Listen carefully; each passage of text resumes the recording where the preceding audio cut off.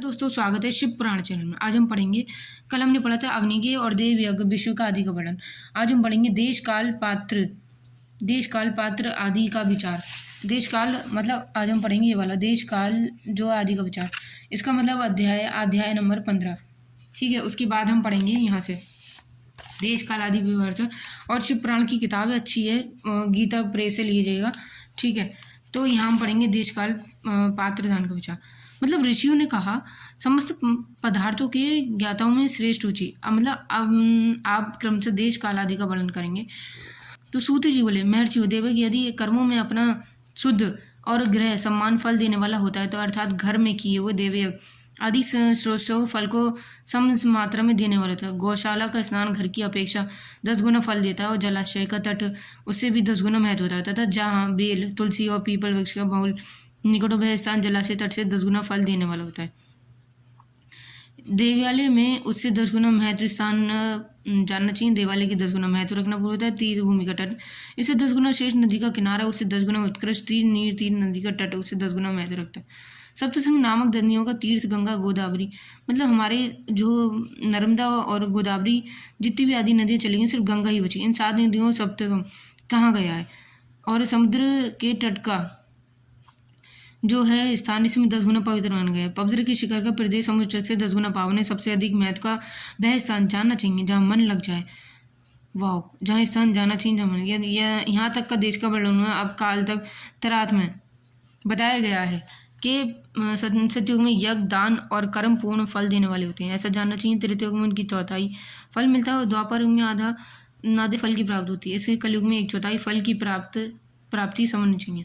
आधा तो कलयुग में बीतने पर 1/4 फल में से 1/4 कम हो जाता है। मतलब आधा जब बीत जाता है तो फल में आधा में 1/4 कम हो जाता है। शुद्ध अनंत कारण वाले पुरुषों को शुद्ध एवं पवित्र दिन सम फल देने वाला विद्वान ब्राह्मणों, सूर्य और संक्रांति की ओर सत्कर्म पूर्व तो कि फल शुद्ध जिनकी अपेक्षा 10 गुना फल देने वाला होता है, ये जानना चाहिए। उसमें से 10 गुना महत्व उस कर्म का जो विषु नामक योग में किया था। दक्षिण यज्ञ आरंभ होने वाले दिन अर्थात कर्क की संक्रांति में किए हुए पुण्य कर्म का महत्व विष्णुकर से 10 गुना माना गया। उससे भी 10 गुना मकर संक्रांति और उससे भी 10 गुना चंद्रग्रहण में किए हुए पुण्य दत्त का महत्व। सूर्यग्रहण में समय सबसे उत्तम है, उसमें किए गए पूरे कर्म का फल चंद्रग्रहण से भी अधिक और पूर्ण मात्रा में होता है। इस बात को बिन पुरुष जानते हैं। जगत गुरु सूर्य का राहु रूपी जिसमें विषयोग्य संयोग होता है, इसलिए सूर्यग्रहण के समय रोग प्रदान करने वाला होता है। अतः उस विश्व की शांति लिए उस समय स्नान, दान, जप और वह काल विश्व की शांति की प्राप्ति के लिए भी होने के कारण पुण्यप्रद माना गया। जन्म नक्षत्र के दिन तथा व्रत की पूर्ति के दिन का समय सूर्य ग्रहण के समान ही रखा जाता है। परंतु महापुरुषों की शंका काल करोड़ों सूर्य ग्रहण के समान पावन है, जहाँ ज्ञानी पुरुष जानते हैं कि तदोषी योगेशनी और पूजा के पात्र हैं। पाप को नाश करने वाला होता है। 24 लाख गायत्री उनका जाप करना चाहिए, तो पढ़ चुके। और ब्राह्मण की पूजा होता था सत्यम भागों के देने में समर्थ है। जो पतन से तरण और पात्र का शब्द का पात्र कहलाता है। गायत्री अपने गायक का और पतन से तरण कहता है, इसलिए गायत्री कहलाता है।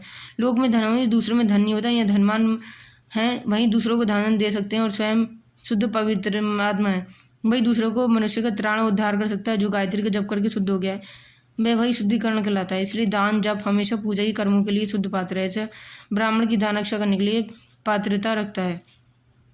और जो स्त्री पुरुष हो, जो भूखा हो, वह वही आनंद का पात्र है।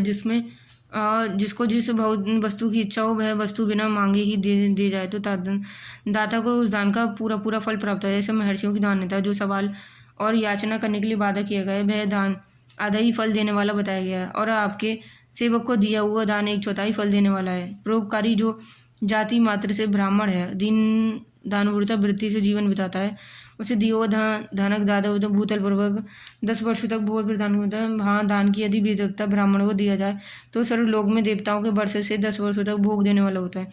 और शिल उचित लाया हुआ गुरु दक्षिणा में प्राप्त हुआ अन्य धन शुद्ध द्रव्य कहलाता है। उसका दान दाताओं को फल प्राप्त देने वाला, क्षत्रियों को शौर्य से कमाया हुआ, वैश्यों को व्यापार से हुआ, शूद्र से प्राप्त किया हुआ उत्तम द्रव्य कहलाता है। धर्म की इच्छा के रखने वाली स्त्रियों को धन पिता और पति से मिला हुआ, उनके लिए वह उत्तम द्रव्य है। और जो गो आदि 12 वस्तुओं को चैत्र आदि 12 महीने में क्रमशः दान देता है। और गो भूमि, तिल, स्वर्ण, घी, वस्त्र, धन्य तथा गुण चांदी और नमक, कोड़ा, कन्या आदि 12 उत्सव होते हैं। इसमें गोदान कायकी, वाइचगी और मानसिक पापों का निर्वहन कायची करने से प्रस्तुत होती है। ब्राह्मण भूमि का दान इलोक और परलोक में आश्रय प्राप्ति करने होता है। तिलक का दान बाधक पूर्वक की मृत्यु निवारक होता है। और स्वर्ण का दान जब रठनी को बढ़ाने वाला और वीरदायक होता है। घी का दान पुष्ट कारक होता है। वस्त्र का दान आयु वृद्धि के, ऐसे करने से धन का दान तथा आदि अन्य वृद्धि कारण होता है। गुड़ का दान करने से भोजन की प्राप्ति को मिलता है। चांदी के चांद वृद्धि होती है। लावण का दान करने से भोजन की प्राप्ति होती है। इस प्रकार से सभी सामुद्रिक सिद्धि लिए जाते हैं। और विज्ञ पुरुषों के क्रमशः दान को पुरुष होते हैं। कन्या का दान आजीवन भोग देने वाला कहा गया है। ब्राह्मणों को वैलोक परलोक में भी संपूर्ण भोग की प्राप्ति होती है। विद्वान पुरुषों को चाहिए जिन वस्तुओं के श्रावण और इंद्रियों की तृप्ति की प्राप्ति होती है उसका सदा दान करें। और शोष आदि 10 इंद्रियों में शब्द आदि 10 उसका दान किया जाना चाहिए। मतलब जो प्राप्ति करने वाले होते हैं तथा उसमें ईशा को आदि इंद्रियों को देवताओं को संतुष्ट करते हैं, वह वेद शास्त्रों के गुमुख से ग्रहण करके गुरु के उद्देश्य एवं स्वयं की बोध प्राप्ति करने वाले बुद्धि का निश्चय होता है। कर्मों का फल अवश्य मिलता है। इसी उच्च अशिक्षता कहते हैं। भाई बंधु अथवा राजा के भय से शिक्षता आदि बुद्धि श्राद्ध होती है। वे कनिष्ठ श्रेय शिक्षता होती है जो स्वतः दरिद्र है। इसलिए जिसके पास अभी वस्तु का अभाव है वह बाड़ी अथवा कर्म द्वारा सृजन करे और मंत्र मन स्रोत आदि बाणों द्वारा किया गया ये समझना चाहिए। तीर्थ यात्रा व्रत आदि को पुरुष सारे की व्यंजन मानते हैं। जिसे किसी भी उपाय से थोड़ा हो या बहुत देवता वृद्धि से कुछ भी दिया होगा तो किया जाए। दान सत्कर्म भोगी से प्राप्ति करने में समर्थ होता है। तपस्या और दान ये दोनों ही मनुष्य के सदा करने चाहिए। और ऐसा ग्रहण करने से वर्ण चमक धमक सफाई और गुण सभी बुद्धिमान देवताओं को प्राप्ति को जो देते हैं। अति शरीर में मात्रा में सभी प्रकार भोग उस दान से विद्वान पुरुष इलाके में परलोक उत्तम जन्म सदा और सुलभ होने वाला होता है। ईश्वर या बुद्धि से ज्ञान देन धर्म करके मनुष्य मोक्ष फल की भाव होता है। तो कल आज हमने हमारा अध्याय 15 समाप्त हो गया। कल हम 16 पढ़ेंगे जिसमें पृथ्वी आदि से पूरा महत्व विधि बताएंगे। नमस्कार। वीडियो पसंद आया तो शेयर कीजिएगा, सब्सक्राइब करना ना भूलिएगा।